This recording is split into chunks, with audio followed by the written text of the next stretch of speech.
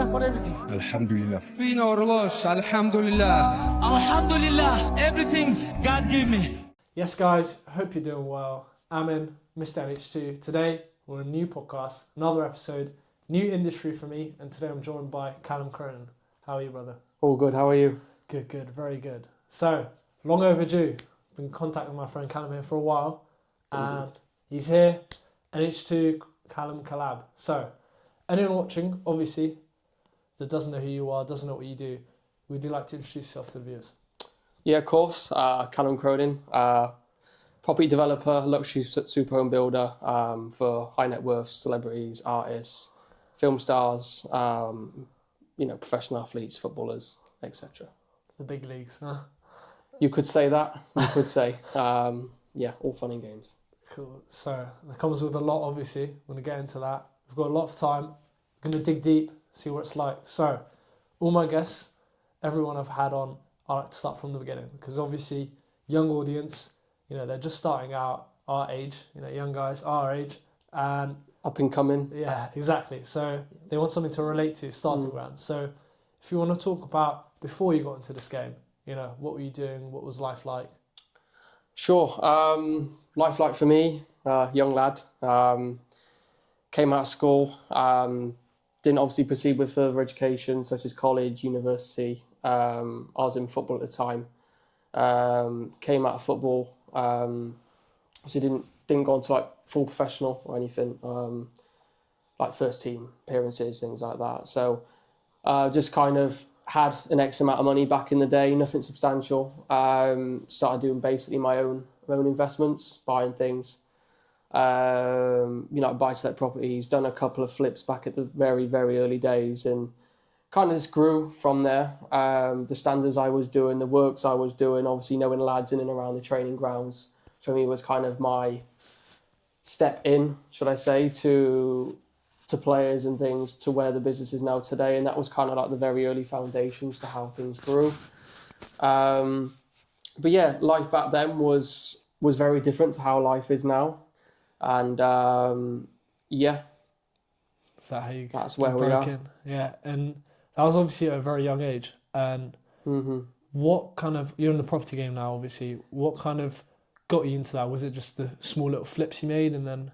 Yeah, I mean, it was a case of, just back then it was more of a personal thing for myself, like personal investments. And obviously when I came out of football fully, it was a case of there was no education in place. There was no college, university degrees, etc. So it was a case of maximising the opportunities I had in front of me. And one of those was property at the time. Yeah. And then coincidentally, just really took that on.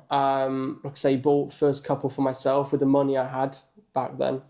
Obviously wasn't nothing substantial back then, being at a young age. But it was enough to kind of get your foot into the door with and house price up here, up north, and kind of just step into it basically. And because it went really well at the start, it was a thing which kind of got the knack of. And I just realised it was something I was naturally good at, which stumbled upon.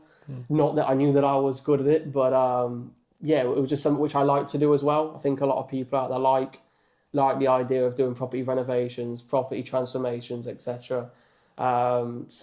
This was appealing to me. And then, we just went with it.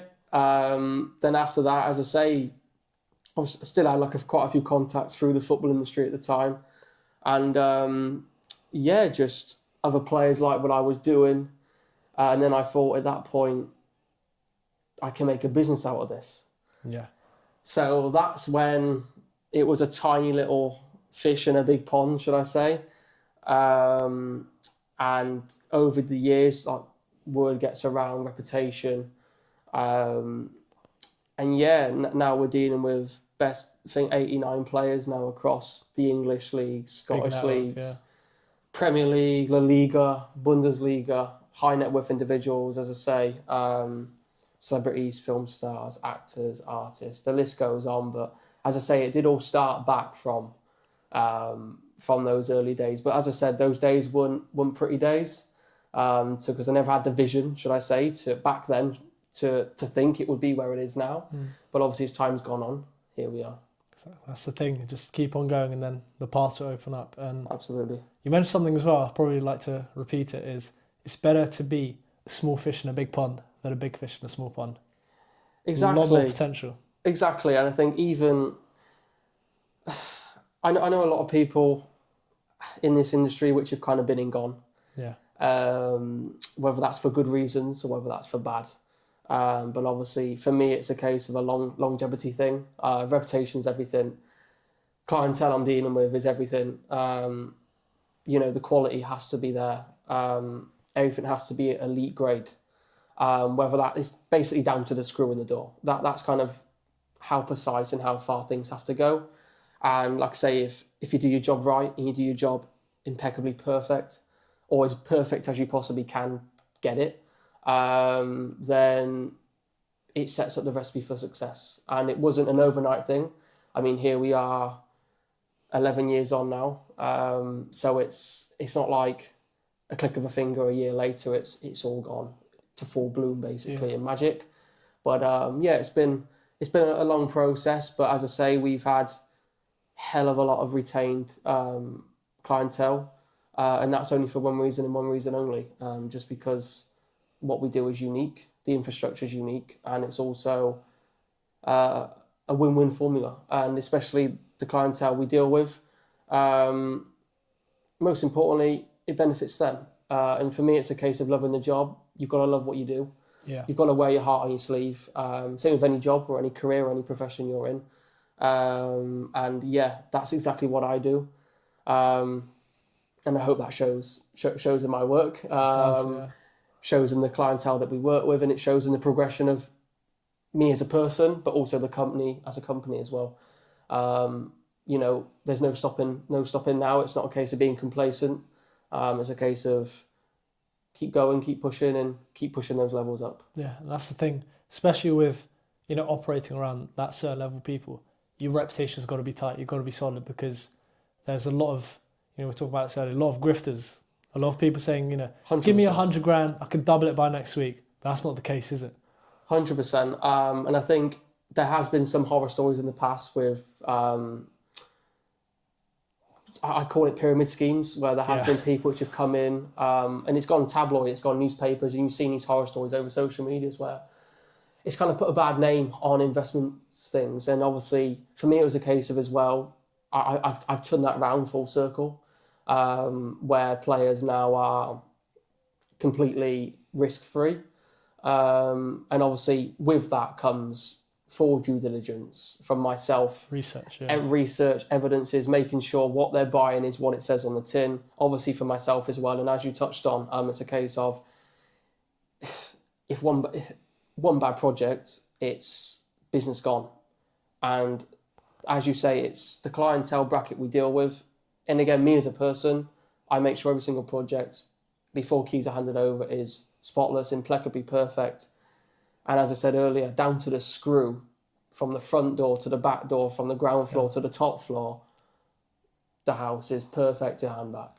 Yeah, and that's the thing with more of a question for you. Would you say what you're signing up for? You know what you signed up for, because one mistake and that could be reputation gone.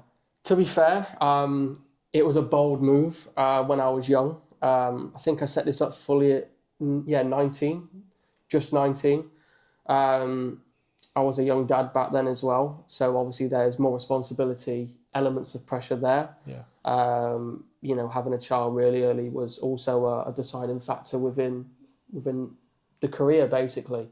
But like you say, 100%, it's a case of I didn't know what I was stepping into in terms of where I foreseen it going. As I said earlier, I thought it was just going to be investments for me. And I was quite happily just doing that, doing a flip or maybe holding it, then refinancing it and remortgaging it, putting the profit back out and then recycling that money and going again. Yeah. That was my original plan from a young age. But as I say, doors opened up for me. People trusted me. People kind of grew my reputation to what it is today. And here we are, still doing what we're doing now. but just with a lot of other people involved, clientele, as I say. So it's looking after them, looking after myself, but obviously making sure that,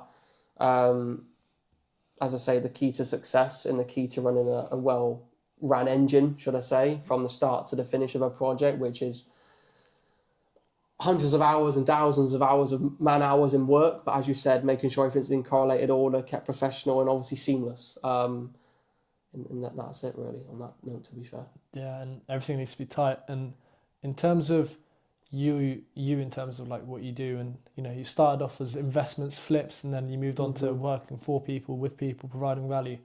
Talk us through your first kind of bite into the property kind of business. First kind of bite, real bite or real jump was, when I first started, it was a case of probably 2-3 projects which were just my own.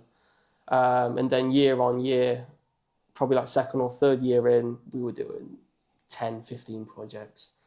Year 4 jumped to like 60 straight off the bat. Last year, 149 clocked off renovations, which was a record for us. Yeah. This year, it's 79 to count. So we're more or less halfway already in Q1. So obviously, the bites have constantly keep biting. It's a case of there's not been a level where those bites have reduced or leveled out. It's a case of we just take what's thrown in front of us, but more importantly as well, as same with anything, is keeping that quality, keeping that reputation, keeping, like you say, everything tight and everything well controlled, well laid out, well organised. And yeah. That's the thing, like it's either you have a consistent level or you peak and then you fall off. So that happens to both sides. I think it comes from inner drive, I think, as an individual. As you said earlier, when you sign up to a job, or like, you don't really know if it grows into a super successful business or worldwide company or nationwide company, whatever the job sector may be. When you start that role on day one, you have no clue what the role will entail when you reach those levels. And obviously, as you say, life's a journey as a whole, and a career is a journey as well for everybody. But it's a case of, I never really knew, like I say, what it entailed, but it was just a case of maintaining the levels and still growing. And even like now, we're planning to grow this year again, go past the 149 mark. Then again, we're looking around 250 this year. Like, that's our kind of aim.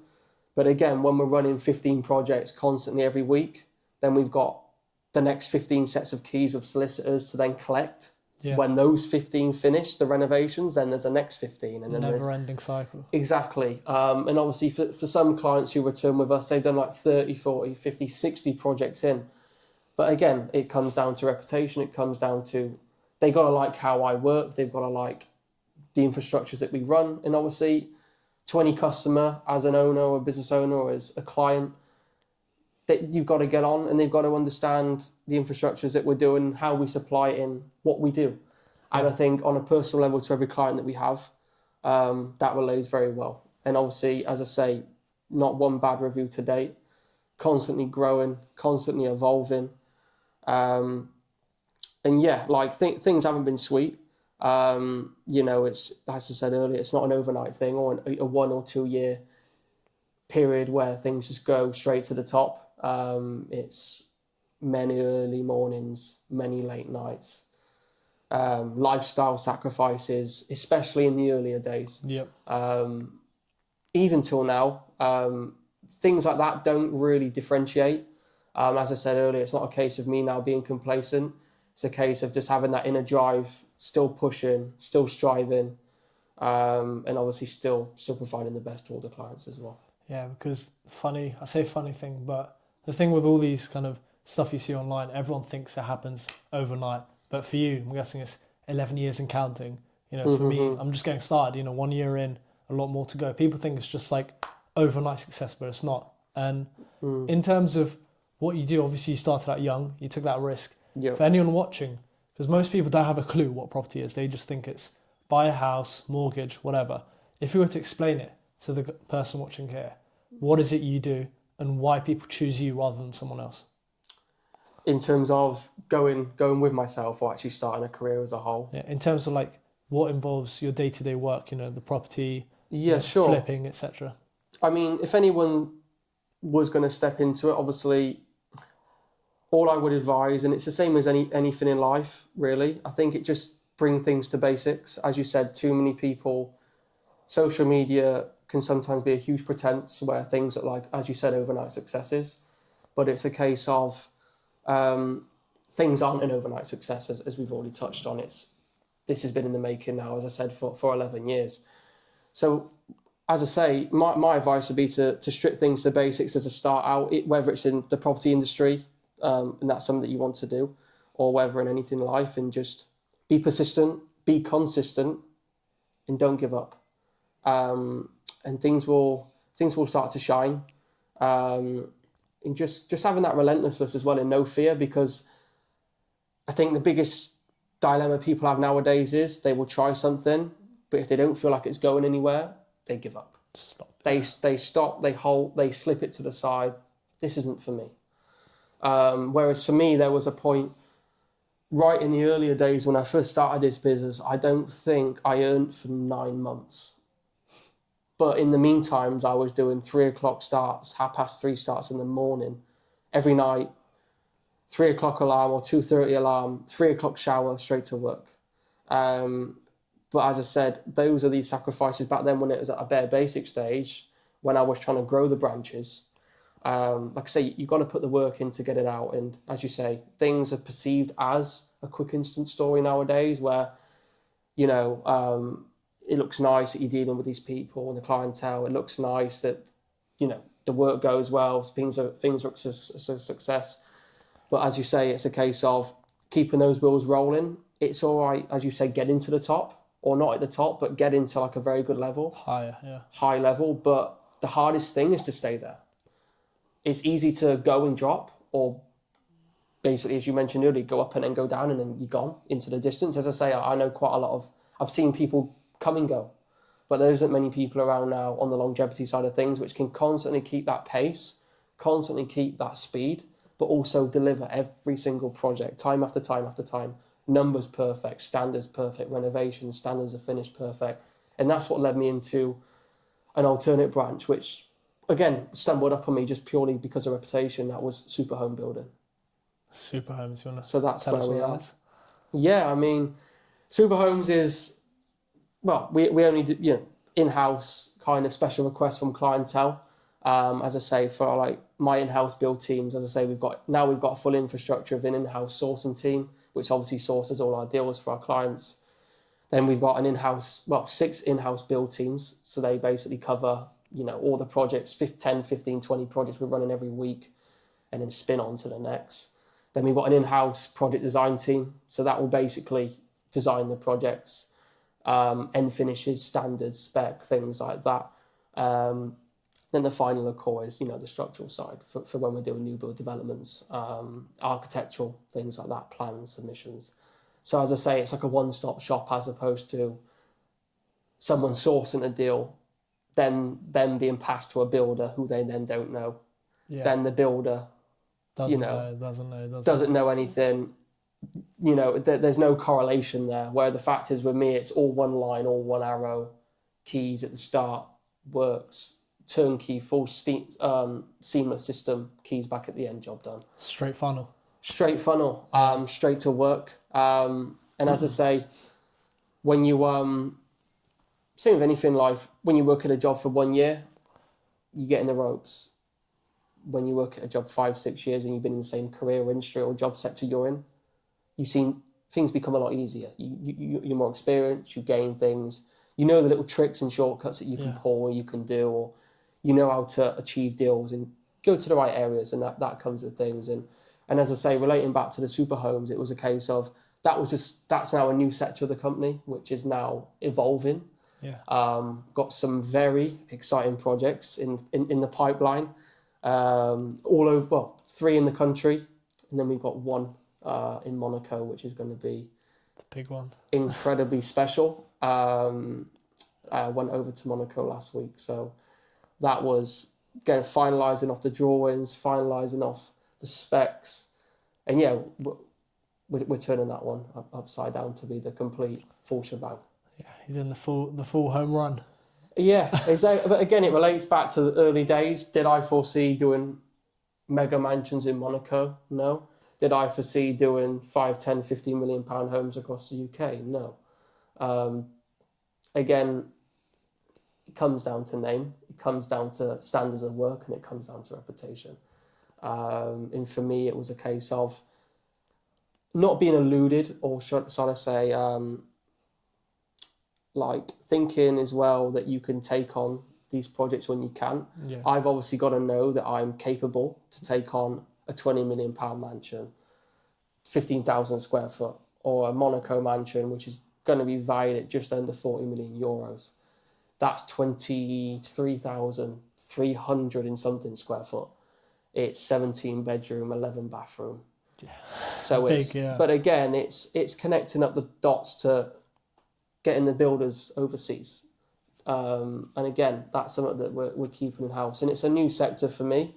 But again, it's a case of, as I say, reputation and making sure that I've got the capabilities of undertaking some of that size.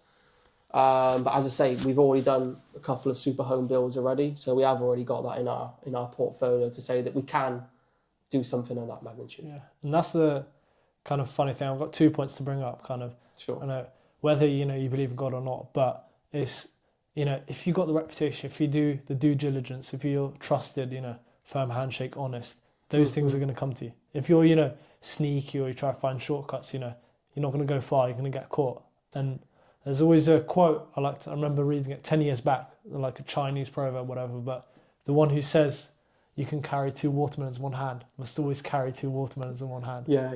Maybe you heard of that before, but I'm sure you get the idea. Yeah, 100%. It's completely relate to that. But as I say, I don't think you've said it better. I couldn't have said it better. Yeah. I think, yeah, perfect saying for a perfect equation, really. Yeah.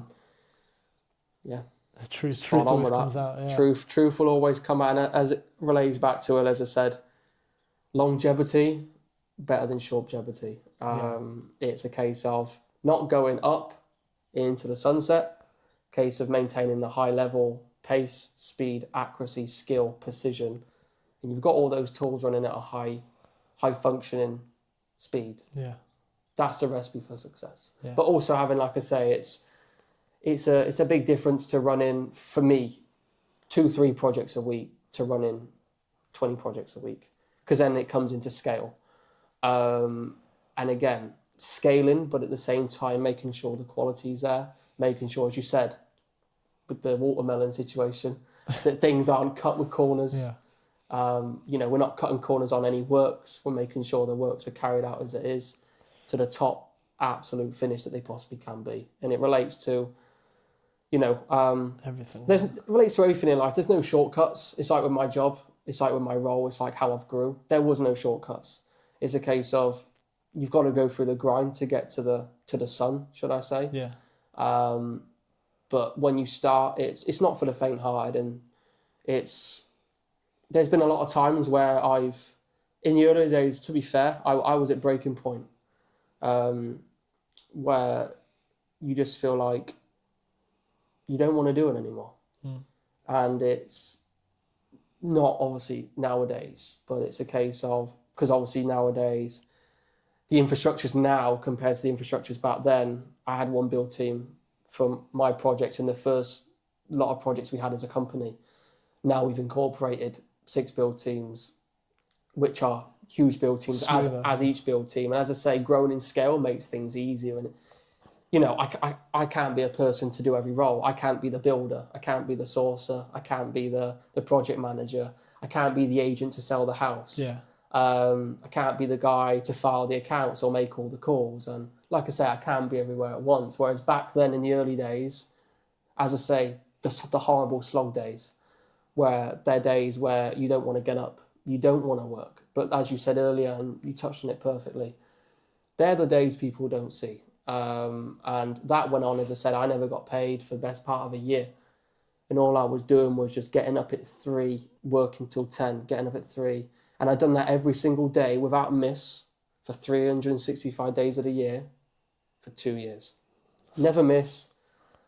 But then, as you said, things start to bite. As I said, and you mentioned it earlier, 99% of people would have slipped to the side, been like, I'm trying, I'm 5 months in, I've worked thousands of hours on this, I've been getting up at 3 in the morning, I've been working till 10, I've not earned anything. It's not for me. It's not for me. If I'm working, I'm supposed to be earning, as people say. And yeah, there's like this whole perception people have nowadays of what success is. And as you said earlier, social media plays a big part in that now. Yeah. People will just see the fancy cars, the fancy lifestyle, the fancy restaurants, holidays. You know, that's it. But like you said earlier, they're looking through a short-sighted funnel. They're not looking through, as I said, the 3 o'clock starts or the 10s at nights where you're that mentally drained. But as I said, you've got the drive in you to keep pushing. You want to go up. You want to go up. You don't want to be, as you said earlier, one of those that goes up and drops to the side. Yeah. And that's whereas for me, I've had that mindset, and I think I took that from football as like a young lad as well. And I've always had that mindset just to be the best, and yeah, just provide the best as well and be different. And that was kind of where, as I say, I've made this whole engine or infrastructure where no one in the UK runs what I run, or got in-house builders to match the source, and it's subcontracted out or whatever it may be. Yeah. Whereas for me, everything's, as you said earlier, no shortcuts. It is what it is on the tin. Yeah, and especially when you said, you went 9 months without pay, or, a lot of people, especially now, they're promised, earn your first grand, within a week if you do this method or that method. What keeps you going, because 9 months without pay, how are you supposed to pay your rent? How are you supposed to pay, food, living costs? 9 months is a lot. It's not 2 weeks or 3 weeks. Of course, and I had my first child back then as well. Like I say, when I started this company in 19, and extra pressure. You're a dad now, so as you say, you've obviously got the upkeep of everyone's up to keep lives day to day, bills, rent, as you mentioned, but also having pressure on your shoulders, not just from trying to grow a company and start that, but also it's all or nothing. You're literally, back then for me it was do or die, because there wasn't no options for me on the table. There was, most people, if we'll take the usual route, college, education, university. Buy themselves 3 years. Exactly, degrees, then come out with a degree, but then they have something behind them. Whereas for me, I didn't have that. So it was take this job on or have nothing, because there was no options on. I couldn't walk into a job and ask for a job with no degree. Yeah. There was nothing for me to kickstart my life down or grow any form of career elsewhere. It was a case of, if I don't set something up for myself, and I like, everyone likes the nice things. I like the nice things. Who doesn't? Yeah. I like to drive around in nice cars. I like to, have a nice life. I like to give everything for my children. I like to give everything for like your partner and family. I think everyone's the same. But it's a case of, like you say, at that age, it was just probably the biggest decision I've ever made in life. Because if I would have never took that decision back then, I would never be here now. Yeah. But yeah, it was a big weight, but the thing that just kept me going was just a drive. Because I knew, as I said, I've got nothing behind me after that. And I was like, I need to make this success. I need to take this to the top. And I want to take this to the top. And that's still the same mindset 11 years on. Yeah. Like, the mindset hasn't changed. The fantasization of money hasn't changed. As you said earlier, just because you've got money doesn't mean you're better than anyone else. Or it doesn't mean that you put the brakes on and say, just keep on going. Keep on going. Use it to make you It's more of a drive in who you are as a person, as opposed to, as you said, the fancy luxury things or the fancy things or your fancy lifestyle or day-to-day things as a whole in life outside of that. But yeah, it was definitely, as I said earlier, one of the riskiest decisions I ever made. In fact, probably the riskiest. But as I said, I'm very thankful it's paid off. But at the same time, I know the work I've had to put in to get to where I am today. Yeah, and still growing, as you say. exactly. Yeah, of course. No one's the finished product. There's always more, especially in your 100%. industry. You know, I think it's just an obsession as well. Yeah. It's an obsession of growing. It's an obsession of not just growing as an individual, but growing with your clients, helping them as well, and making sure everyone at the table is winning.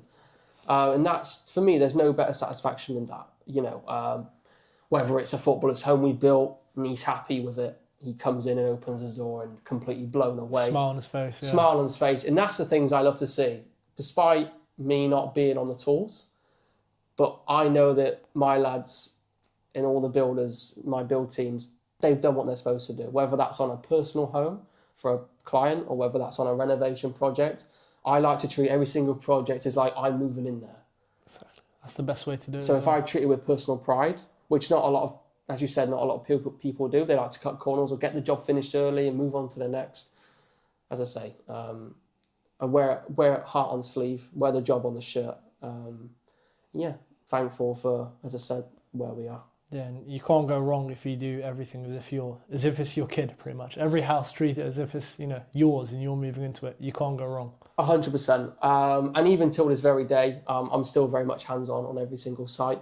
And I'll always make sure as well, despite project managers and things checking over the projects when they're finished, whether that's a multi-million-pound home, whether that's a flip project, whether that's whatever it may be, I will always make sure every single project that I go in myself on top of everything, because I'm obsessed. Yeah. I like to make sure I'm not giving those keys over until it's perfect. And if we've got a deadline's a deadline. And it's another thing which I think it took a lot of people by storm. Like, literally, I'd say a good 95% of my clients ask, how do you do it in this time? How do you do it? How to get it done, yeah. And I've heard people come to me before and say it's took 4 months for a renovation, 5 months. You know, I'm talking like a 3-bed semi, back to brick, full works, literally stripped the whole way back. New boiler, central heating systems, like the full shebang. Everything, yeah. Everything, top to bottom, external. People turn around to me and go, how do you get it done in 6 to 8 weeks? And that's another thing, as I said earlier, relaying back, speed, accuracy, precision, imperfection. You got those 4 in order, it's a win-win recipe. And as I said earlier, when we've got 15 running, 20 a week, we've got 20 more keys waiting. So it's a case of, it isn't just an incentive to get them done because we've got the next lot coming. Because you could have the next lot coming, but if that isn't done to a good job, as you said earlier, my reputation is everything. I make sure, as I said, things are perfection. So it's, as I said, relating to speed, accuracy and precision and perfection, but making sure, as I said, those are then signed off, done, checked over, next 15, we go again. Humble, stay on the drive, stay on the grind, stay focused, and, you know, do it for yourself and do it for your clients and make sure, like you said earlier, who you are on the tin is who you are. And you say that you're doing that and you are doing that as well, basically. Yeah, you can't go wrong with those 4. And those are the 4 massive, well, I say secret ingredients that I work off. And if I know I've done all of those every single week, I'll do like a weekly evaluation of myself, even like self-evaluation. Have I delivered this week? Have I done all my tasks? Am I behind on anything? You know, we get like that crazy story. My life can literally change as a whole. Like I was down in London doing a project which we're due to take on there. Like that's a multi-million-pound mansion build. And then I had a call from a client. And as I said, nothing stays scripted. It's a case of me fulfilling people's needs. And he said, he's done 25 projects with us over here now. And he just said, can you come out to Monaco this weekend? So I'm just, you know, I was on the call and didn't even expect it. I was just surprised to have a call from him because he doesn't usually call. He's like always he's like an email or WhatsApp guy. And he just says, can you fly out to Monaco this weekend? Bearing in mind, it's Saturday morning. Yeah. So I'm like, okay, what's it for? First of all, I thought he was asking me out for a holiday. Like that was like, sounded good. And he says, no, I want you to take on my home and build my home. It's on the Monaco front, literally about a stone's throw from the Monte Carlo. So it's prime location Monaco. And things like that, once in a lifetime opportunities. And like you said earlier, when you do get opportunities presented to you in life, whether it was starting the business back then or whether it's 11 years on, being thrown this opportunity as well, you take them. You got to bite. You got to bite. But also, relating back to what you said, that's come from those 4 ingredients being repetition, year in, year out, and perfecting those. And like I say, I was in London. I came straight back to Sheffield, got my stuff. 10 minutes later, straight back to London, straight out the airport, straight to Monaco. 24 hours in Monaco, so it wasn't too. It was a business trip only. I mean, like I say, would have loved to stay longer, but we're there for a job, we're there for a purpose, and that's going to be one hell of an exciting project, which is about to kick off summer, autumn this year. Prime time. So yeah, it's, as I said earlier, it's 17 bedroom, 11 bathroom. It's 23,300 square feet. So it's an absolute monster of a project. Again, it's an honour. So we're going to be undertaking that and getting cracking on that summertime, towards the back end of summer. Yeah, and before we move on to the kind of scaling stages, the rise and everything, there's been a term online that's been going around called LARPing. I'm sure, have you heard of that? Or No, I haven't, no. So basically it's like, how you mentioned Monaco. Some people usually, they save up all year, how it's like with social media now. Mm-hmm. They save up all year, they go to Monaco for, 3 days, take a bunch of photos, and then it appears as if they're in Monaco, living the luxury life. And that's the term with LARPing. It's become like kind of a trend now. A lot of people, are showing you how to LARP, how to fake it, how to do this. And in terms of the people you're with, they're obviously living the actual, life and stuff, the real them. And in terms of some people you dealt with, has there been times where you kind of pull back, you're like, oh, I don't really want to work with this, I don't want to do this because of your background checks? To be fair, no. And I think that goes for everyone across the board, really, whether it's the guy in Monaco is a successful technology business owner, multi billions. Legit, yeah. He's up there. But him day to day compared to him sat down, having a chat, or outside of like a work meeting is 2 completely different people. And again, it goes for a lot of the football players that we work with. Like I say, we work with 89 players now across the English leagues, Premier League, Europe as well, La Liga, Bundesliga, and so forth. But people get perceptions nowadays. Obviously, everyone's got to be professional in their role, what they do, and you've got to do your job right, in my opinion, anyway, or don't do it at all. But no, whether it's off the pitch or whether it's out of the office for him, they don't LARP. They are like even like for myself, it's a case of I think we've all got something in common there. Like I think everyone, including myself, and like you say, when you're around that environment of people as well, that caliber of people, as you say, you can see that, but then it also, you can gauge it. Yeah. Where, like you said, you don't need to hold back. You don't. Things are like full flown because people have that respect and have that trust for you. But yeah, they're completely, when they're in the limelight, in whatever career they're in or sector, that's one side of them. But then when they're on the other side of things, behind closed doors, they're completely different. Yeah, and you have to be in it for the better. For the better, of course. Yeah, and you have to be in it to see it. Exactly. I've seen many crazy things, had many crazy requests. Even that, for example. Now I'm going international, which is a big thing for me. But again, it comes down to if people didn't believe I could do it, they wouldn't ask. And more importantly, I've not got to be delusional to say that I can do something when I can. but I've not got that problem in front of me right now. I've luckily, as I said, got a system and an infrastructure where we will never really have that problem, because it's just a case of then, as you mentioned earlier, which is next, is the scaling part. But yeah, it's when you know how to scale correctly, or like things with AI and things like this nowadays, if you use the right platforms, tools, whatever it may be in life, things become very seamless. Yeah, So that's the thing I have as well, because obviously the Monaco thing you talk about, that's a big, that's a big project you've got. How do you know 40 your million worth? euros when valued at when done. Exactly, and that's big difference to you a couple of years ago. So the question is, how do you know your worth? Because a lot of people say, oh, I always knew I'm going to be great, obviously, but how do you know when to take the next stage? To be fair, I just think it's calculated. Like I say at the start, when I first started, it was 10, 20 projects a year. But then taking that next step to the 40, 50 mark, you've got to be ready for that. And I think it's not an instinct thing, but you've got to make sure that what you're currently running is running very well.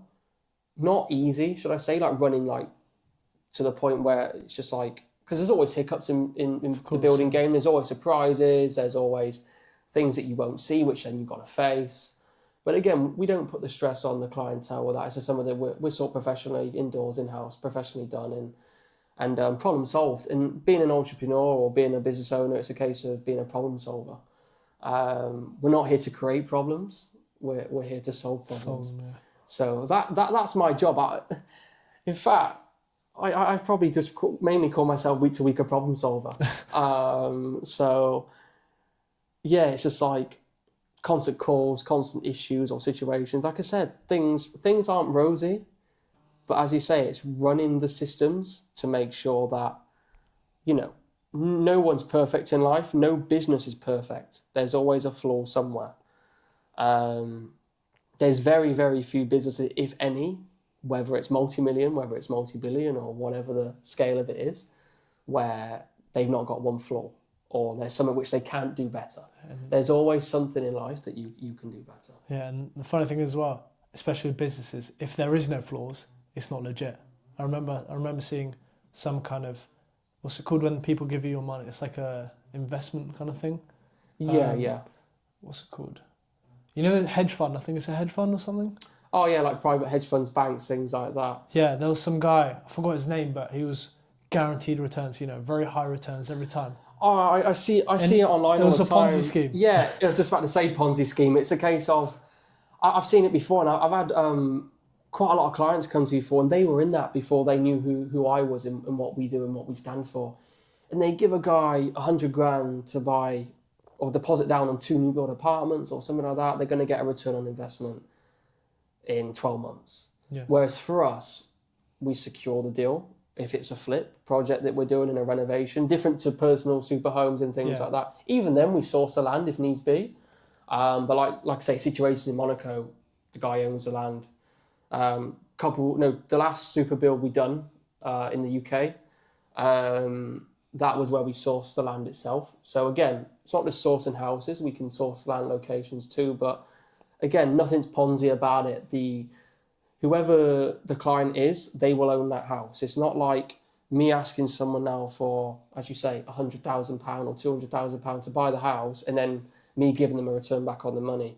If the client's going to make £80,000 for a flip, that's his money. He buys a house, he's the owner, he's on the title deeds.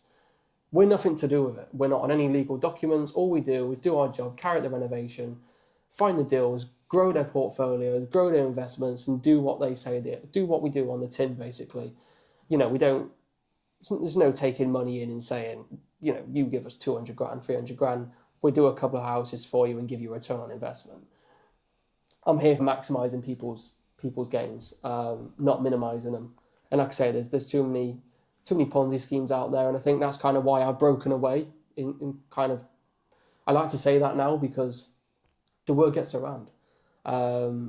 Especially when you've got players in dressing rooms or business owners with other business owners or celebrities with other celebrities or music artists. People talk at the end of the day. And for me, we don't do no advertisement. We don't do no marketing. My marketing costs are none. Yeah. Zero. Advertising online, zero. I mean, it's word of mouth and recommendation, and that for me is as you said, authentic, real, and to me that's just the best way to be: authentic, organic. Yeah, organic. Or that's the word. organic. So I don't believe in advertisement. Even when I was growing the business back then, I never paid for an ad. I never paid for an advertisement or marketing or set up a website. It was, I want to do this manually. I want to get in the door and I want to prove to people what I can do. Yeah. And even that's still the same mindset now. Like you said earlier, my foot's not on the brake thinking, oh yeah, I don't need to prove anything to no one no more. I'm still pushing. I'm still trying to be that better person of myself, but also, as you said, grow, evolve, and look after as many people as I can. Yeah, and that's the thing with organic as well. Like, it's funner when you, for example, I don't know, maybe you've played Minecraft before. You know, remember survival When mode? I was a kid, Yeah. You know how there's survival mode, creative mode. Creative mode, obviously. creative mode was unlimited blocks. You can Yeah, build exactly. what you want. Survival mode, you've got to go out and work for it. What feels better? Survival mode. There we go. Because you've earned I every block. would like to have everything. Exactly. Like even I'd much rather, because you lose the drive, you lose self pride. Creative, you get bored. You know, you And- build your first couple stuff. You get bored. And every single project we do is a different design. It's a different mansion, or it's a different location, or now we're traveling overseas. Like, things are just exciting and different. I'm not that kind of one where, I couldn't go office 9 to 5. I mean, I'd rather be, if I know I've got a tool and a skill and I can maximize that and also benefit others. Of course, yeah. And have a great reputation and a great kind of infrastructure alongside that. As I said, with speed, accuracy, precision, and perfection to go along with all of those, it's a win-win for me. I never get bored. I never get out of bed in the morning and think, don't want to work today. I'm excited to go to work. I'm excited to finish these. I'm excited for the next 20 projects or 20 houses. And then there's another 40 or 50 coming in the next 3-4 months. We're keeping up the pace. We keep it real. And, we want to bring this to multi-million pound company. And that's just a vision. But then the money isn't really the vision. It's a case of... It's the journey. It's the journey. But there's ups and downs. Even now there's downs. But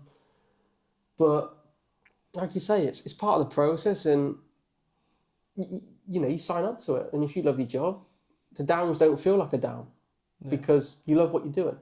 It's like law. You kind of just build up the story. Exactly. So when you look back, it's like, in the Wikipedia, Yeah. rise, fall, rise again, rise again. Yeah. Win. Every year, and there'll always be a rise, there'll always be a fall. Or we may not get the house that you wanted because we've missed out on it pre-market or whatever it may be. Like, we don't, there's many, falls behind the scenes week to week where we may put in 20 offers. We may only secure 5. We'd love 20 because we can take 20. Yeah. That's like 6, 7, 8, 9 million pounds worth of homes right there. But they'll be gone by the end of the week if we have 20 to hand. But like I say, not everything's a win. Sometimes there's L's, but it's a case of Lessons. But you ain't gonna, like I say, we're not gonna buy every single house, put an offer on. And as I said earlier, this game, you're not going to be a success overnight either. It's having, not mixing delusion with reality. Just going the right way. Yeah, and it's better to do it the right way than try and, get all 20 houses, because those 20 houses might not be 20 good ones. Mm-hmm. It might be 18 good ones and then 2 bad ones. But well, I mean, like I say, every single thing that, offers wise we put in on, we'll always make sure it meets our criteria. And our criteria is, it's we won't touch a house. It's not got £40,000-50,000 profit in it. But then again, it's achieving those numbers for our clients to make sure that they're getting the best returns. And obviously, as I said, mixing that in with the speed and the way we're churning projects over. So it allows them then to grow their own portfolios as well as go on to the next. yeah, and in terms of how you mentioned now, like everything, if you didn't go to work tomorrow, technically, you wouldn't eat. because it's like it's your job. It's everything is down to you. And when you were at that starting stage, when you were 19, even before that 18, 17, did it ever enter your consciousness that I'll just work a normal job, just a 9 to 5, guaranteed 30 grand a year, and just take it easy? No, it's a question I've been asked quite a few times. I've always, where I grew up, one of the most, in fact, I think it's the second most highest crime rated location in the UK consecutively for the last 9 years. Back in Bristol, there's an area Bristol called St Paul's. So I literally lived right on the verge of there. Went to school there. That's where I grew up. There was horrifying things I would see just out in broad daylight public, and it was a me of like, I want to get out of here. Yeah. Like that was my vision from, I think, probably 10 years old. That was when I took football on, but also that mentality I had. I wanted to do it. I wanted to be the one which done it, and there was an inner drive. And sometimes I was delusional back then, even when I started this company to start with. 9 months non-pay, like most people, as I said, would have packed it in, because most people wouldn't go 9 months without pay. They'd be like, this is delusional. Yeah. Like, you need to give over. But it was just that inner drive. But my upbringing, as I say, where I was from, I wasn't going to settle for anything but the best, or the best. I mean, like I say, when I was younger, my dream car was a Range Rover. Yeah. I bought my first Range Rover at 21. Again, another dream car I had was a G-Wagon. Now I've got a G-Wagon. Taking it off, yeah. Or like people have like bucket lists and dreams when they're children or kids. Like we all do. We were all kids once, but it was a case of, I was one where I would not settle, or even like at night now, like before my mind's always ticking, whether it's because I'm trying to improve, or I'm trying to, how can I do this to maximize this, or how can I figure this out to sort that kind of thing. You constantly don't switch off. But that's been my mindset, right from a young kid, 9, 10 years old, right the way through to now. And that's not changed. And materialistic things don't change me either. It's a case of, just because you got these things doesn't really matter. To me, as a human, who you are is 100 million times more valuable than anything outside of that. They're cosmetic things. Who doesn't like the Range Rover or the G-Wagon, or day-to-day life? As you say, quality of life is why we're all here, right? Yeah. We're all here to try and be the best we can be in any way, shape or form. As a person, as a human, how we put ourselves across day to day with our careers, with our jobs, in life, whatever it may be. But it was one where, like I say, I just would not settle for anything less, and trying to get to the top in whatever that would be in life. Yeah, and that's the beautiful thing, how I kind of relate to you in that, because I obviously grew up in a council estate. I've mentioned it before. Upstairs drug dealer, downstairs bike thief who took my bike actually. And I've seen people robbed at gunpoint. it's even worse. I've seen robberies. I've seen people smash doors through. I've seen, like I say, robberies at gunpoint. Sirens going past literally like 7, 8 times a day. It was just a norm. Morning alarm, literally. Morning, noon, night, 3, 4, 5 in the morning. It was getting out. And like I say, the only way I was going to get out, probably similar to yourself, was to be different, to put the work in, to stand out. And at 19, 20, when I was growing this business, not earning for 9 months, it wasn't going out to the fancy restaurants or partying it like 19, 20-year-olds most do. It was a case of locking in. If you want to get somewhere in life, you've got to sacrifice. Of course, you've got to put the work in. You've got to go through the trenches, which is a trenches as well. Common word which I know a lot of people use is to get to the top. But even now, the trenches are still there, of course, but they're a different kind of trench. Yeah, you're evolving, but there's still problems. But still dirty work that needs to be done. Exactly right. There's still times where your hands do get dirty, or jobs need to be sorted. But again, as I said earlier, it's being a problem solver and sorting issues out. And you've got that skill, that naturally links in with being an entrepreneur and a business owner as a whole, because the best thing you can have as a business owner, as an entrepreneur, is being a problem solver. If you can't problem solve, don't sign up to be an entrepreneur business owner. Yeah. And obviously with property, like there's a lot of stuff behind the scenes that people don't see. And when you started, was it just you managing everything? So project manager, finding your builders, doing everything? Yeah, exactly. It was at first started with one build team. That was literally, as I said, we were running, you know, probably 15, 20 projects a year, which was amicable for the build team we had at the time. And then, yeah, project managing was just me doing everything, me making the calls, me finding the deals, me managing, as you say, designing the projects as well, and everything is overhaul. I was like being 10 roles at once, basically. Yeah. And doesn't that kind of get strenuous? Obviously, maybe when you're starting, you don't have many projects, but now, if I asked you to do everything at once, that would be hell, wouldn't it? Definitely, yeah. It's just one of those things where back then, as I said, you just got to put in the work, put in the grind. Just do all these roles basically. Or sometimes you're the accountant. Sometimes you're the spreadsheet guy. Sometimes you're the calling the agents for deals, and sometimes you're the project manager. But like I say, I would never go back to that. Yeah. Complete hell. Not hell, but like I say, back in those days, looking back, it was an enjoyable period. Tiring, yeah. But tiring and very, very, very strenuous. Yeah, because I feel like kind of me now at my stage, obviously I'm doing everything, you know, I'm the talker, I'm the editor, I'm the clipper, everything, but there's going to be a point where I'm probably going to have to kind of lessen the load, because obviously as business expands, you know, I treat this as a business, not as a hobby, but as it expands, you're going to take more, and, you know, I'm going to probably be filming once every week, twice every week. There's going to be a backlog. And when did you kind of decide that, I need someone to kind of lessen the load? To be fair, I was always told it by my family. Obviously with family life, it was a case of factoring that in as well. But it did push me to, I'd say, because like I said, relating back to it, when I had a bite of it growing, I was still trying to think the same system would work. But when you're growing constantly, the systems need to change. But I was that stubborn back then. As you said, I was doing 10 roles, 10 different jobs, basically.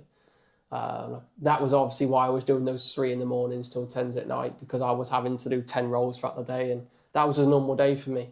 But yeah, it's not something that I do nowadays, for sure. And what was kind of your wake-up call that you had to kind of give in almost into your, like...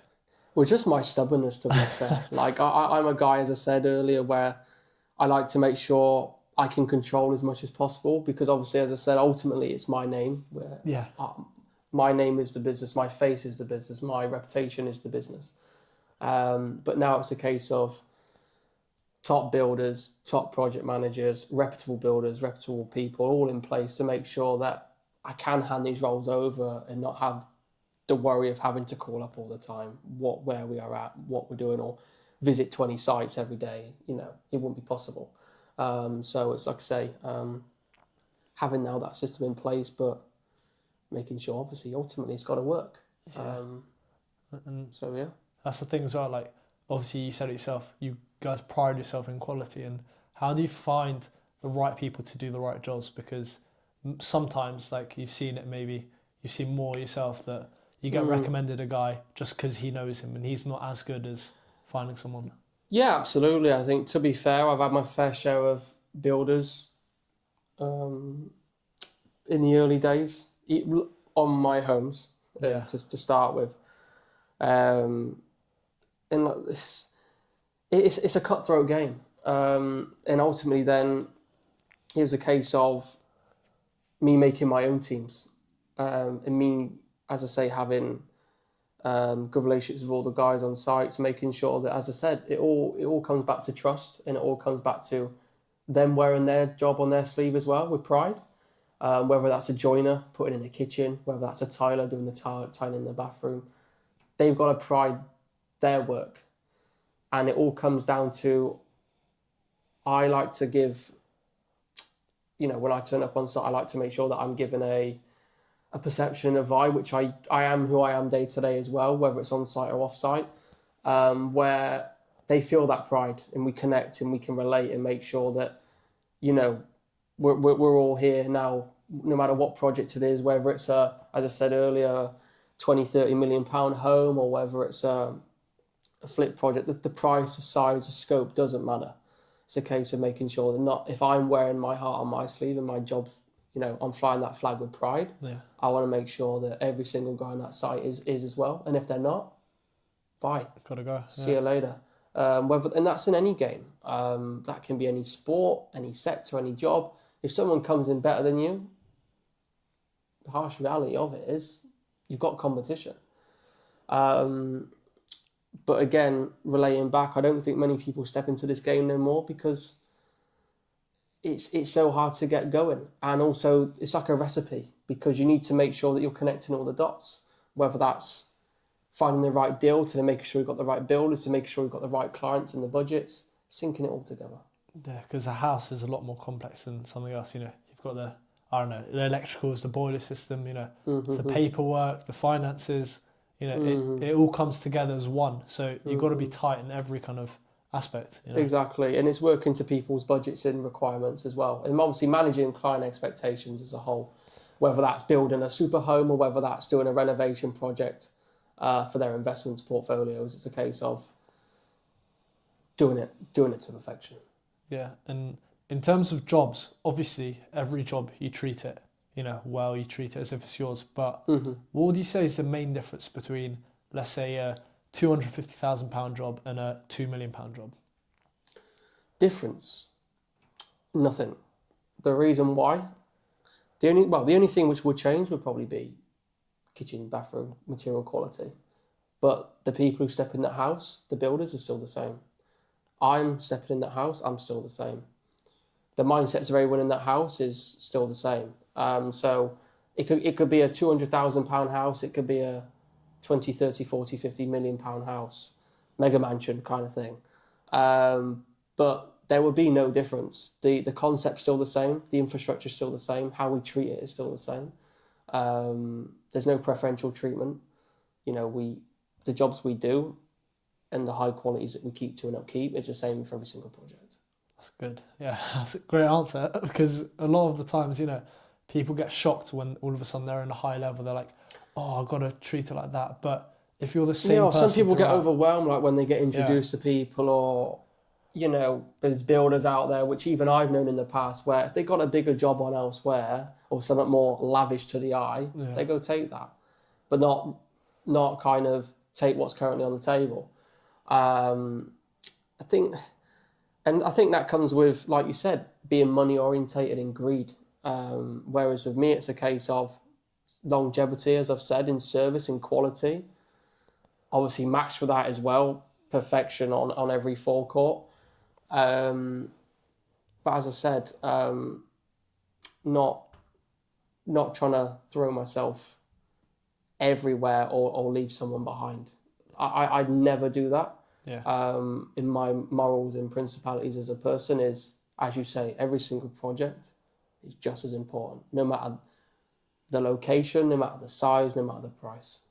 Yeah, that's good, because you can never go wrong with that if you're kind of neutral. I said in another podcast, he's a, you know, kind of more entrepreneurial side like you.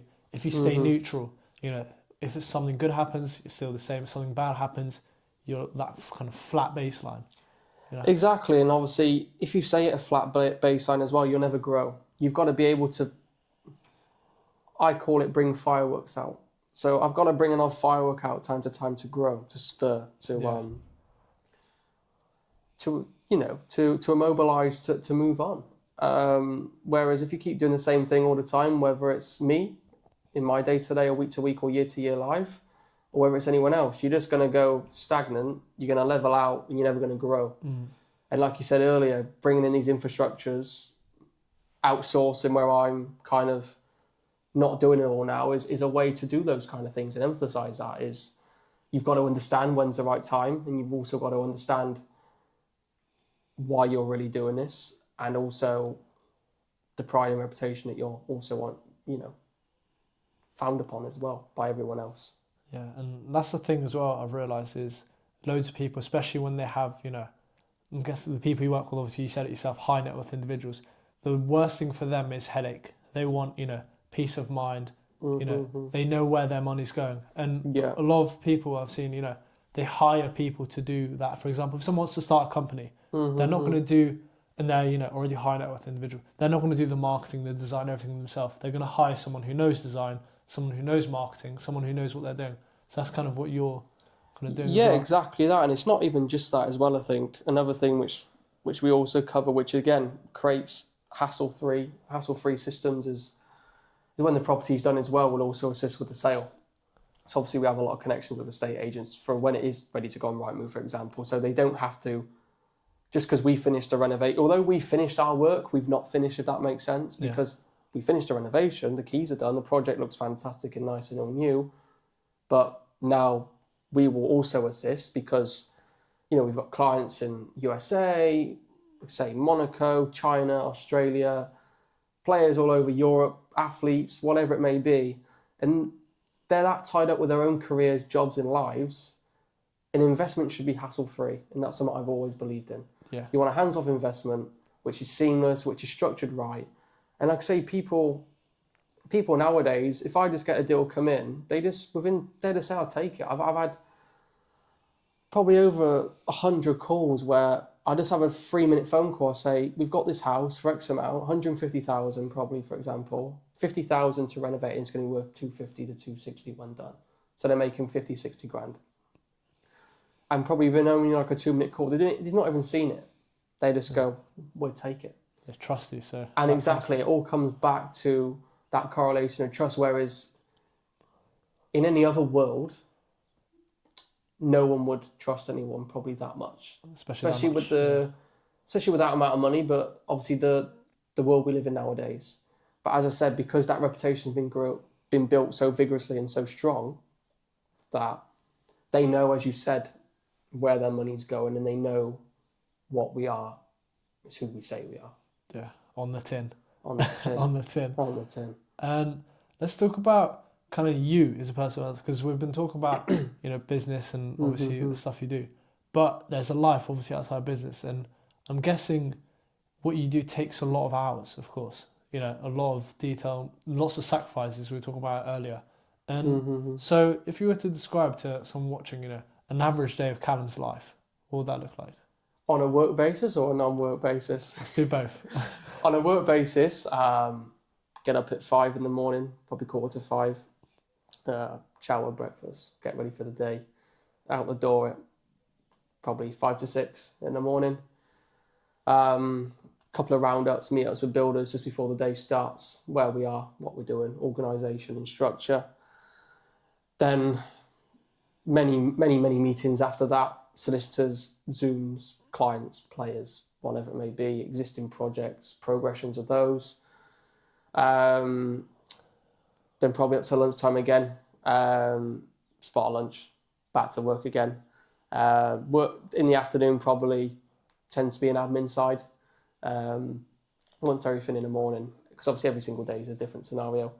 But also, as I said earlier, also allowing skeptical things to happen, also like, things that I know are spotlight. A little cushion, yeah. Spotlight things which could always arouse where you need to be somewhere. So there's always things like that. And then, just admin into the night, and then clock off with a late gym session at night. So again, not just work-wise, but growing as a person as well. And then outside of work, probably like a weekend, for example, just gym. Probably, to be fair, more meetings or catch-ups with clients, whether they're playing, I'll go meet them, watch the game, catch up. And just being around good people and surrounding yourself around the right people as well. That's what you need. That's what you need. Good bunch of people around. 100%. Would you say there were times where kind of work creeps into your personal life? How do you kind of keep that balance? Because everyone says balance, but we don't really know what it is. It's a tough one to answer. There is a perception out there of work-life balance, but every single work-life balance is different. Some may be doing a 100-hour week with one form of balance. Someone may be doing a 60-hour week with another form of balance. But everyone thinks work-life balance is the same no matter how many hours you work. To me, that isn't the case. It was a case of when you grow and evolve, some things sometimes in life aren't made to be. And that's on a personal front. And it's the same as in business. When you grow, you've got to take that next step up as a business. And in life, things change all the time. I mean, none of us as humans are the same as we are at 10, as we are at 20. And none of us as humans are like same as we are like now, 20, 30. And we're going to be the same as we are at 50, 60 years old. Life changes. Life has many events. And for me personally and individually, there has been a lot of personal sacrifices which have had to come with that. But again, that's outside of the glitz and glam. Yeah. But yeah, it's definitely come with a lot of heavy sacrifices and things which didn't quite work on a personal life. But again, it's a case of just moving forward with life. To be fair. People don't see that, So it's like a lot of stuff happens as men, especially running business, and then you've got your personal stuff, everything to do. They don't see all that. They just expect you to just flip your property, magic 50k, 60k profit, but it's not that, is it? 100%, and I think it's a case of one of those where it was personally for me where back in the day, when I was working like 3 a.m, starting to like 10 at night, I'm doing like a best part of 90, 100 hours a week. And how that affected me mentally, I had health issues back then. I was, it really, really like took me for everything I had mentally as a person. I suffered with a lot of things. Even till this day, there is things that I suffer or should I say lost. But I think that relays down to that career sacrifice, and it's just one of those where there's no such thing as a perfect balance. It's like, as you mentioned LARPing earlier, there's no such thing as a perfect life. There's always ups, there's always downs, but ultimately you can only deal with what's in front of you, or what the current scenario is in your personal life or your work, and then take it from there. Yeah, and what would you say, kind of, bit of a deep question, sorry to go so deep into it, No but worries. what would you say kind of keeps you going? Because everyone has that thing, for me personally, it's, wanting to escape where I grew up, escape that life. And what's the kind of thing that keeps you going? Probably that, if I'm being honest, because I always remember where I came from. But secondly, now is my kids. I've always been one, I've got 3 children. So it's always been one to build something for them. And when I was a kid, I never had that. So it's a case of giving my kids, the best quality of life, the best things. As a dad or a mum, as parents, we all want to do that for our children. So that kids for me is the thing which keeps me going. And doing it for them, and obviously myself too. And obviously, as you say, relaying back to never forgetting where you come from, and still remaining and having that humbleness about you, and not that ego on your shoulder where you think you're, like big time kind of thing. But it's a case of pretending that you're still where you are, because then if you pretend where you still are, you'll always keep growing. Exactly, if you earn 100,000 a year, spend 100,000 a year, you're not growing. Net zero. So my net has always been something which I've, been growing. And like I say, I grow it for a lot of reasons. One, because of my drive and where I was. But more importantly, I love my job. But then on a personal front, if it was relating to that, everything for my children, like they're the most important thing to me. Yeah, because end of the day, just how you mentioned what you didn't have, you want to give to them. That's exactly. The kind of, that's the beauty of family. Especially now, I feel like not everyone really has that kind of, they just want to be me. But end of the day, you want to obviously take care of yourself, drive your nice car, live in your nice home, of course. But you want to provide value, you want to educate. Just how you mentioned with your clients, back to business. You want them to smile as well. It's not just you. It's a circle, isn't it? Yeah, it was a funny story actually. going back to a client, we found this a couple of weeks ago. I went and met him at a game, and his house just sold, and I think he made 76,000. Just got it paid into his account. So he had the game. He had the game on the Saturday, but solicitors like to complete on a Friday. Yeah. So he obviously got his money in on the Friday before the game. He was in a hotel that day, so they've travelled up, and I've met him after the game. And it's the biggest smile. He came out after the game, and he shouted at me. He went, "You've made me £76,000." I'm like, don't say that too loud. It's just like, but again, the smile on his face, and again, it's not just that, but you know, when people are happy with what I'm doing, and I'm providing them, adding value, to me, that's irreplaceable. Yeah, and you can't fake that. You can't fake providing value, can you? No, you can. I don't think you can fake, and that's just one example. I mean, as I said, last year we done 149 projects. So there was a lot of money, profits made for players, and even our own stuff. I mean, I do my own things. Don't get me wrong, but as I said, if you can provide a service and add value, it's a win-win. Yeah, that's the recipe, I think, for the 21st century. You know, if you can provide value. No LARPing. Yeah, exactly. No laughing though, but keep it real. Exactly. If you can keep it real and provide value at the same time, because realistically, like, this may sound harsh, but as a man, you know, especially as a man, if you're not providing value, if you're not benefiting, you know, either yourself or your close ones or people, business partners, you're not really, you know, valuable, are you? It's a harsh truth, but again, I think that comes down to a presence now. I think that's just a general perception nowadays. Yeah. Like, I think that's of anything in life. As I said, like if you're like a provider or you're not providing, people look at you as not good enough. yeah, But you've also got to make sure that you're providing, you're being real when you're doing it for the right reasons. of course. So there's big pressure on that. You know, as a man overall, as a family man as well, especially when, you know, if children are involved, you've got more responsibility. It's not just me time or yourself. You've got, you know, dependents and, you know, your little children and Extra kids. mouths to feed. Extra mouths to feed. And, you know, I don't think that gets looked at enough nowadays. But yeah, it's a lot of pressure, especially like the age, you know, I'm still young. I think I am. So yeah, there's a lot of weight even on my shoulders, even from a young age. And that weight's just constantly kept compounding on my shoulders now. And it hasn't stopped. Things are getting bigger in a business perspective. Then obviously when we had one child, now I've got three. So as you say, more responsibilities of growing a business or more mouths to feed, as you mentioned. The compound of responsibility just keeps piling up on your shoulders. So it's a case of dealing with that, but you've got to have the abilities to deal with that.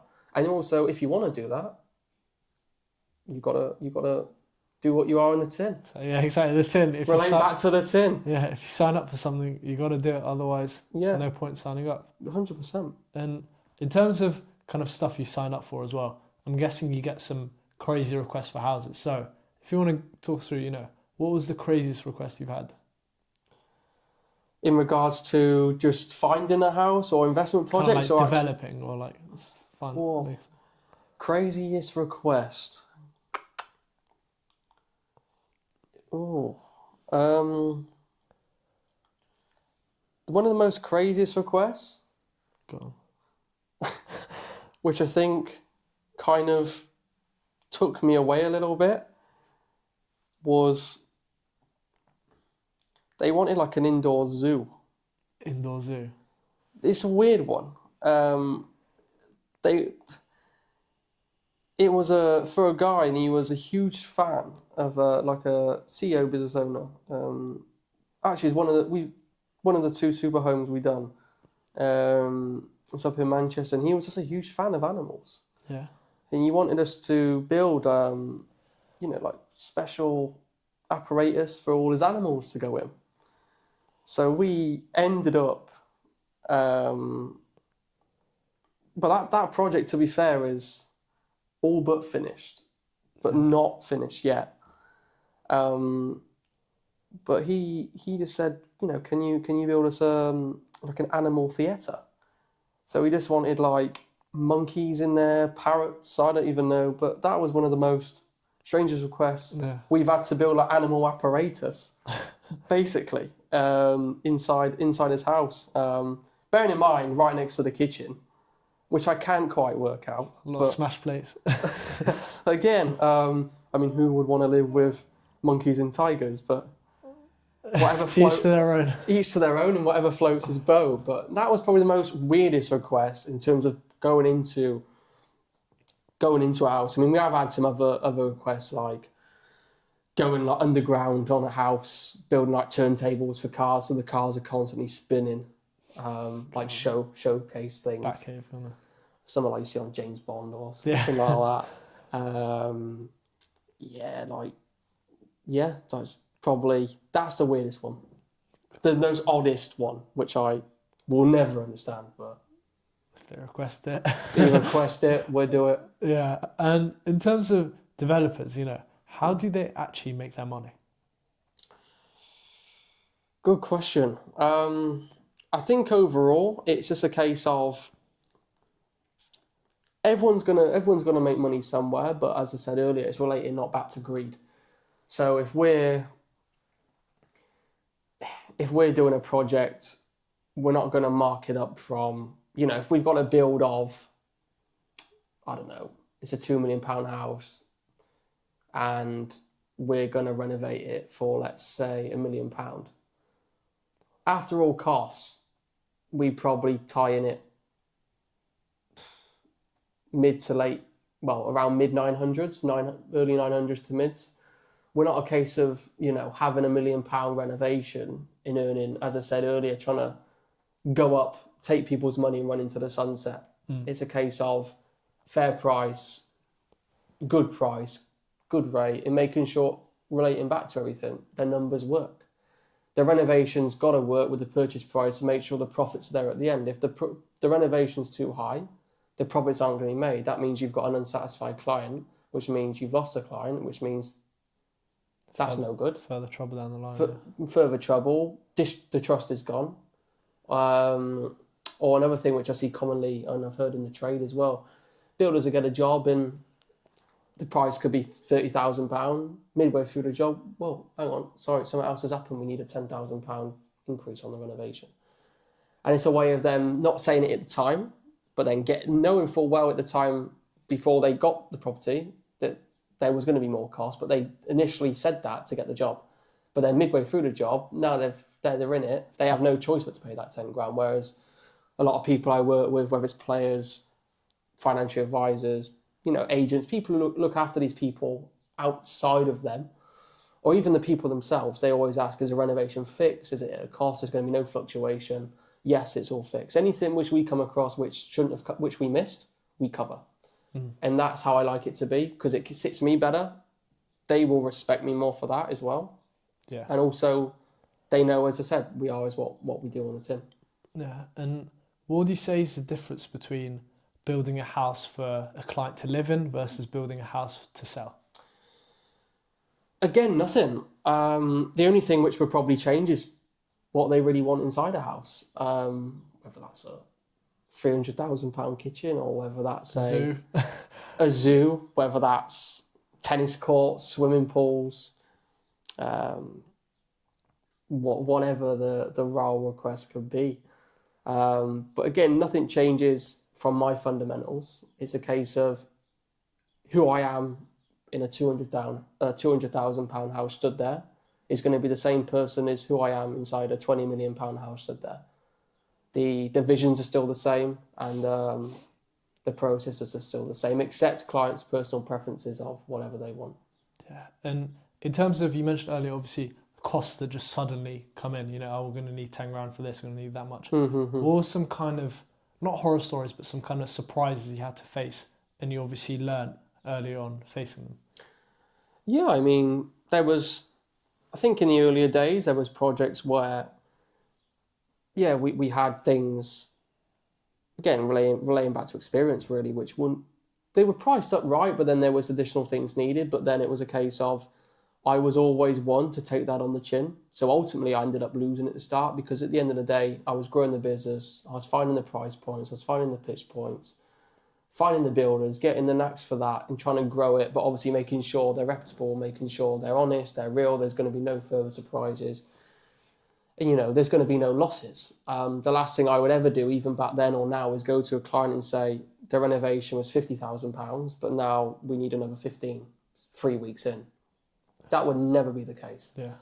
Every site we look at now, or project that we take on to give to our clients, is always looked at beforehand, always priced up beforehand, and everything stays fixed right the way through to the end. But it is a common question because there's so many people out there which try and pull that fast one. And like you say, try and be greedy or try and get the extra money from wherever they can. And for me, it's not about the money now. It's about the longevity. Yeah. Long term. So at that level, especially, you know, the money, 10 grand or 5 grand, it doesn't appear as much versus when you started, I'm guessing. So there's a lot more to it. Yeah, 100%. I mean, to me, a bank statement for now, me looking at it now, is just numbers. Literally, it's like a calculator on your phone. To me, I don't look at it and log in and go, oh yeah, it's got X amount in the bank today. Or I'm going to take a day off because I can afford to. Or I'm going to take 6 holidays a year because I can afford to, or whatever it may be. Because then you start becoming complacent. And to me, complacency leads to failure. You get too comfortable in what you're doing, or you sit back and take your foot off the gas. There's always someone behind you who wants to take your position. Exactly. Yeah. There's always someone right now which would like to sit in this seat. But again, sitting in this seat is an opportunity given because of what's been earned and what's been recognised externally. It's an honour to sit in this seat, and as I say, many people would want to sit in the seat right now. But again, not understanding what it entails to get to this point. Exactly. And the thing is as well, how I kind of think of it, it's a bit of a double-edged sword, but I always know that if I slow down or if you slow down, there's another young, hungry kid who's probably, you know, more hungrier than me. There's someone out there right now who's probably living exactly the same kind of area, or maybe even in the area, or maybe somewhere else in the country or world where he's thinking, I want to get out, I want to do this, I want to go onto this, I want to go and do this. And they will not give up like I did. I was relentless even till this day I'm relentless in business life. Like I say, we've gone from 10 projects to 149 and we're on 79 this year already. So like I say, like we're halfway on our target on Q1, and it shows, like I say, that relentlessness, because I don't want no one else coming from behind me. Trust me, they'd kill to be where. Yeah, to take over, to take my spot and take the seat here right now. I'm not going to give this seat over for anybody. There's only one way, and that's obviously up and trying to grow further apart than any competitor out there. And it's not an arrogance thing, but there is no competition in terms of a person who covers what I do in the infrastructure I have. Most people who are in this industry subcontract things out. They're not like, they have a company, but they don't. It's like they've got part of it, but they don't have all of it. They may find the deals, but then they don't have their own builders. Or they may find the deals and they don't have the end turnkey result.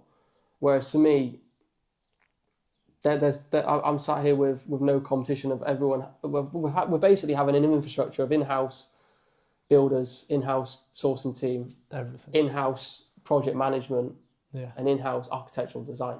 There isn't one company in the UK right now who deals with the clientele I do and the magnitude that we run on compared to what I'm doing. And that's the way I want to obviously keep it. But again, there's no arrogancy about that for me. It's a case of I'm still very humble because I'm still trying to do better. And I'm just focused on carrying on. Like I said, not taking the foot off the gas and just working to my max and working to the best of my abilities. Yeah, and even, for example, with me, like with the whole podcast, social media thing, I know that there's millions of, everyone and their nan has a podcast now. But it's like, what makes me stand out, obviously, is kind of, I own it. It's NH2, you know. I always say I have a science background. That actually stands for kind of Amin. My name, Amin, similar. Okay. So it's like, it's me. Unique identity, exactly, yeah. Exactly. If I step up, then, or if I fall off, that's it. That's NH2 gone. So I have to always keep on going. So, well, it's, for example, now, if I fall off, then as direct as it sounds, where would all the clients go? Because there isn't anyone else who does it like we do. And like I said earlier, I can have a conversation with someone on the phone for 2 minutes and they'd take a £250,000 deal straight away without seeing it, without viewing it, because it relies on that reputation. So I'm not letting anyone take that seat. Yeah, exactly. No way. Gonna hold on to the edges.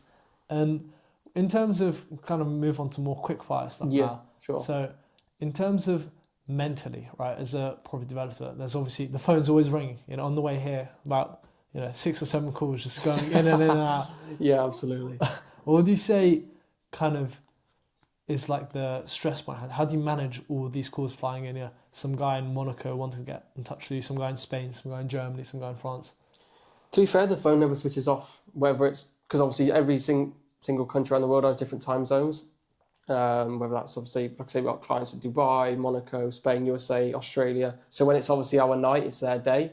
So in theory, your phone will always keep going. But then there's a case for how I deal with that now is my role is more client relation now. Obviously, I still oversee everything, still making sure the sourcing team doing what it should be, the builders, the project managers, etc. Still making sure we're running with as I want it to. Smooth ship. But yeah, it's a case of what's the word though? What was I going to say? I was completely looking at that switch. I was going blank. What was the question? Got to cut it there. How do you manage? Yeah, that's right. How do you kind of manage all the phone calls coming from everyone? Right, yeah, cool. I'll give it. Do you want to say 3, 2, 1, or you good? Rolling, that's fine.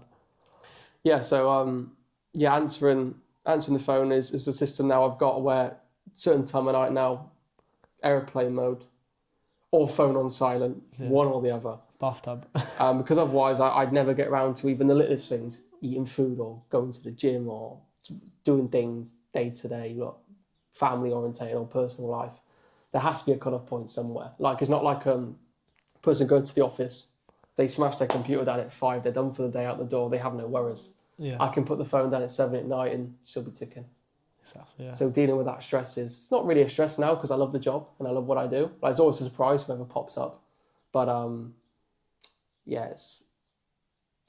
don't really see it as a stress anymore. It's just like managing it now. It's just like another 200 messages or another 30 calls. You just get back to everyone when you can.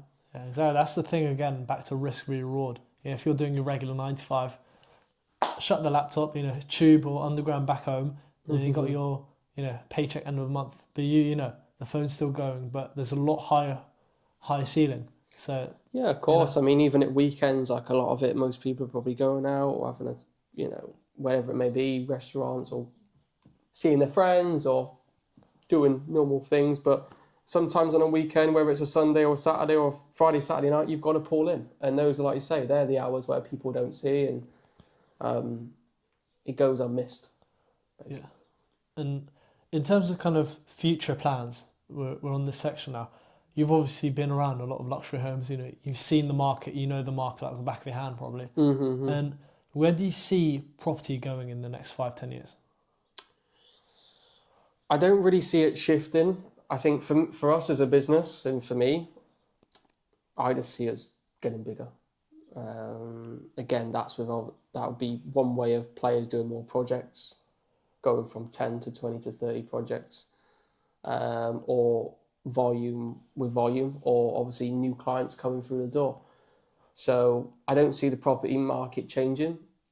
Still see opportunities out there, but again, it's identifying those opportunities and making sure that at the end of the day, we're working with other people's money, and we've got to make sure that that's right,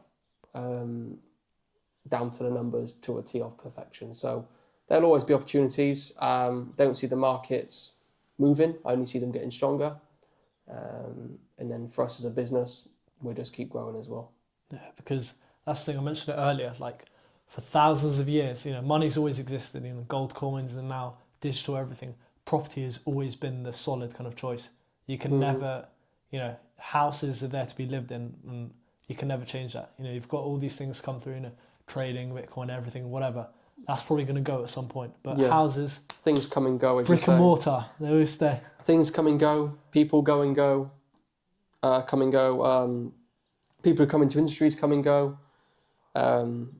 trends come and go. Everything comes and goes, but longevity is definitely the property industry, and that will be from 100 years ago through to 100 years time. It will always be the same. Yeah. And before we go on to our Q&A section to kind of wrap it up, in terms of networking as well, because that's something we forgot to kind of brush up on. You're obviously, you mentioned 89 or however many players, you've got all these... 89 players now across European leagues as a whole. That's just footballers, let alone your music artists, high net worth individuals, businessmen, etc. Yeah. They don't all just come to you. They don't all just fall rapidly into your phone book. How do you kind of manage to build them up one by one? Again, it was more of relating back to earlier, and just growing over time. Referrals, recommendations. As I said, I don't advertise. I don't do marketing. And like I say, these kind of people get on their social media profiles thousands of requests in their request boxes. Why should they open mine, is what I'm trying to say, when they've got thousands of others. And the thing which makes or bridges that gap is word of mouth. So it grew with, like I said, 5-10 players in the earlier days. Then it, like I say, transferred through to 89 today and still growing.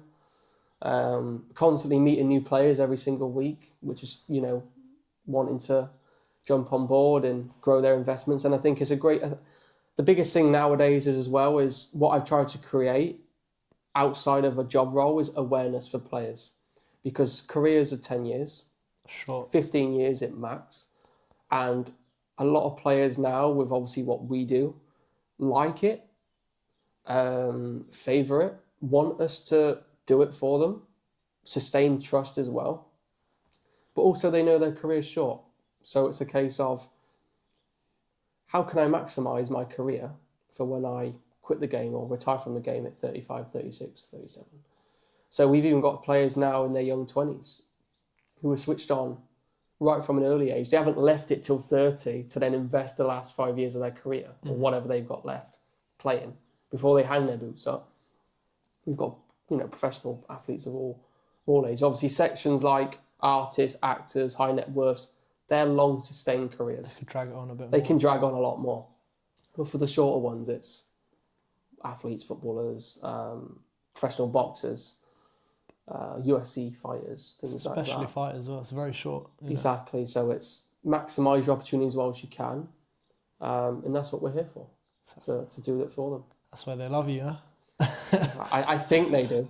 I think they love me, but I'll have to ask that question. Do you love me?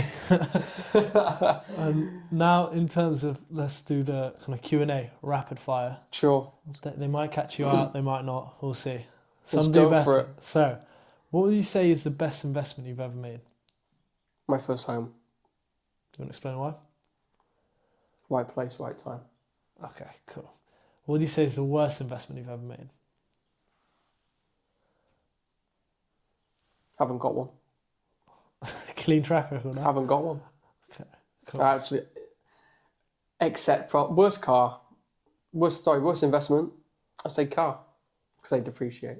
That's true, okay. I bought a car, new range for like 139,000, and it went down to low 80s within a matter of 2 years. That's fast, huh? So that's actually a bad investment. Okay. And in terms of features and like luxury things, what would you say is the most overrated luxury thing that people tend to buy? Lifestyle. Do you want to elaborate more? Try and buy a lifestyle that you can't live. If it gets taken away from you on a click of a finger and you can't sustain that, that can cause a million things mentally as a person when you used to live in something and it gets taken away from you. Or you don't have it no more. Yeah. Be real. Exactly. Live to what you can do. Yeah. And if you can have it all, win-win. Live the tin. Live the tin. Jump in the tin and live it.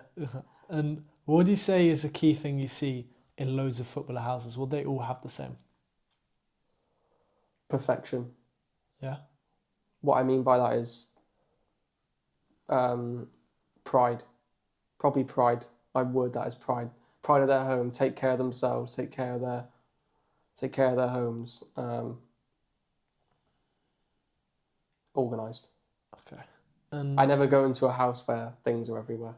okay. Except a dog running around. Yeah. And where do you say is the best city in the UK for property development? Where I work. Okay. Yorkshire and Derbyshire. Whatever you touch turns to gold. Where I am is perfect. It's 100%. It's the most best location for return on investment across the whole country, statistically. And the best opportunities are here as well. Where else in the country can you make £50,000-60,000 off a £150,000 home? Nowhere. Yeah, the number says. Manchester prices are 200 plus. Things are oversaturated. We're in the gold mine here. Okay, cool. Deep one, but if you lost everything tomorrow, how do you start again?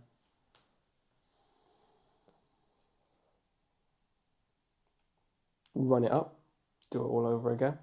But I know what to do this time round to get there a lot quicker without making those mistakes compared to the, obviously, living those lessons previous 10 years ago. Okay, cool. And what's one piece of advice you'd give to an 18-year-old watching? Work hard and chase your dreams. Yeah? Okay, cool. And why do most developers go broke? A lot of things. Disorganisation of the business, negative cash flow, too much on credit. Okay, cool. And two final questions. To anyone who's, a young guy who has, his average Saturday job, what's the best method for them to build up their wealth, sustainably without kind of burning out? Sacrifice. Got to sacrifice the things you want